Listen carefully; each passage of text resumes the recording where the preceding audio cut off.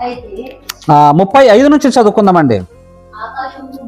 యేసుక్రీస్తు ప్రభువారు మాట్లాడిన మాటలు ఇవన్నీ కూడా నేను చెబుతున్న మాటలు కాదు, సాక్షాత్తు ఆయన మాట్లాడిన మాటల్లోనే ఏమంటున్నాడంటే, ఆకాశమును భూమియు గతించును గాని నా మాటలు ఏ మాత్రమును గతింపవు. నేను ఎప్పుడూ కూడా గతించిపోయే మాటలు చెప్పను, నేను అబద్ధాలు చెప్పటం లేదు, నా మాటలు తీసివేసే విధంగా ఉండవు.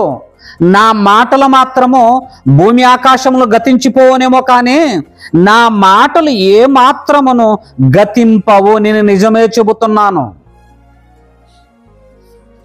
యేసుక్రీస్తు ప్రభువారికి తండ్రి ఏదైతే ఆజ్ఞాపిస్తాడో దానిని మాత్రమే చేస్తాడు.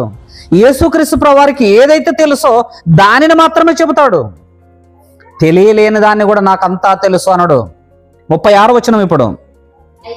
అయితే ఆ దినమును గూర్చి ఆ గడియను గూర్చి తండ్రి మాత్రమే ఎరుగును గాని ఏ మనుషుడైనను పరలోకమందలి దూతలైనను కుమారుడైనను ఎరుగడు. యేసుక్రీస్తు ప్రభువారికి కొన్ని విషయాలు తెలియదు అంటున్నాడు. ఆ దినమును గూర్చి ఆ గడియను గూర్చి తండ్రి మాత్రమే ఎరుగును.